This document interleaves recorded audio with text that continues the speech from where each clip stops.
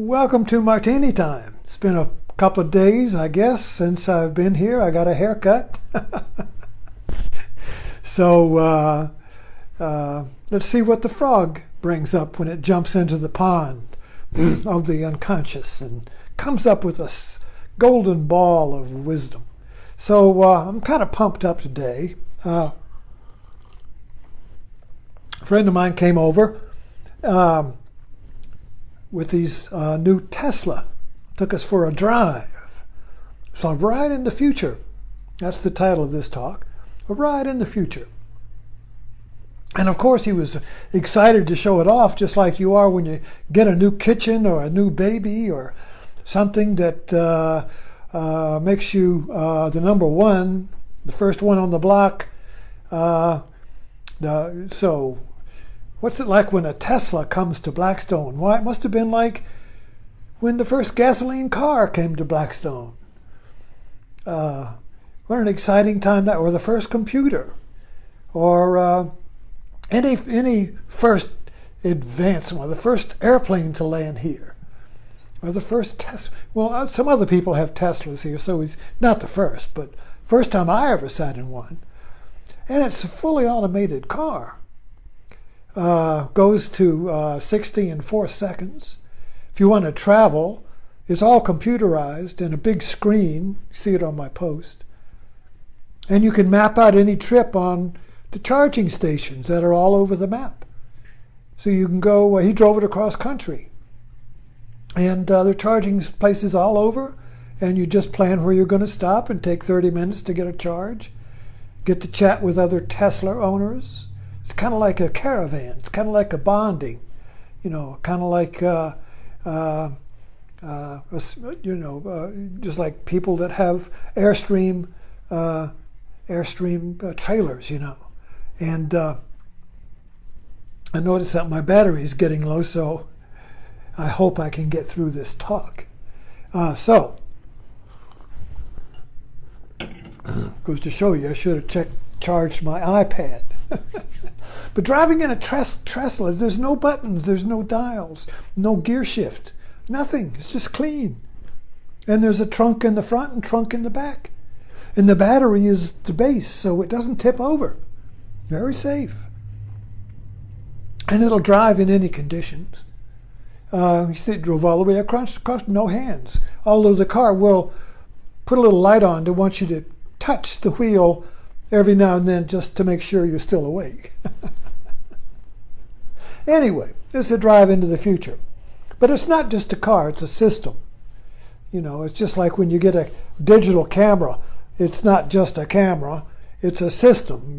You have a computer and a printer and all these other, and storage and all these other parts of the system that makes the digital camera work.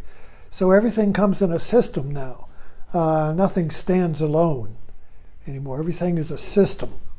So this system really is kind of like, makes you feel like a king.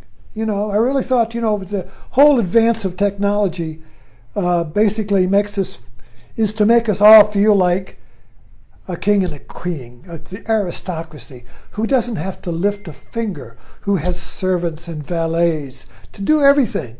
Comb your hair, wash you, take you everywhere. The king and the queen don't have to lift a finger, you see.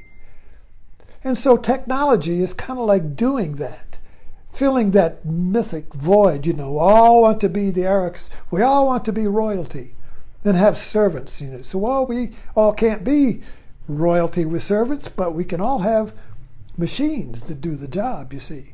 So the technology seems to be advancing to make us all royalty.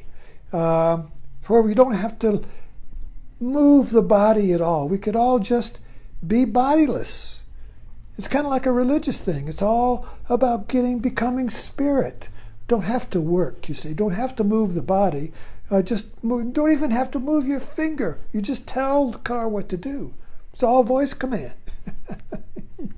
You just tell the car. And then eventually you won't even have to say it with your lips. You just think it. And the car and the computer will do it.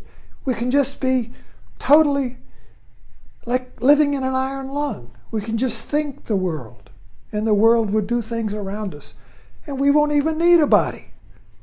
And that was the original religious idea. Just get out of the body. You just want to escape the flesh, escape the body, get to a better place, you see.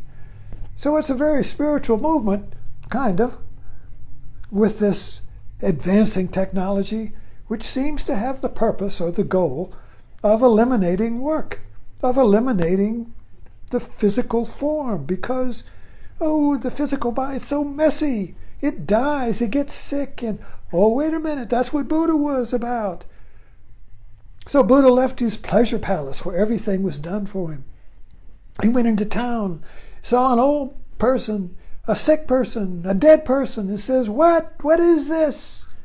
I don't want anything of it. So he saw a monk, and the monk was going to try and escape old age, sickness, and death. So he said, that's what I'm going to do. I'm going to go and find a way to be free from old age, from the body.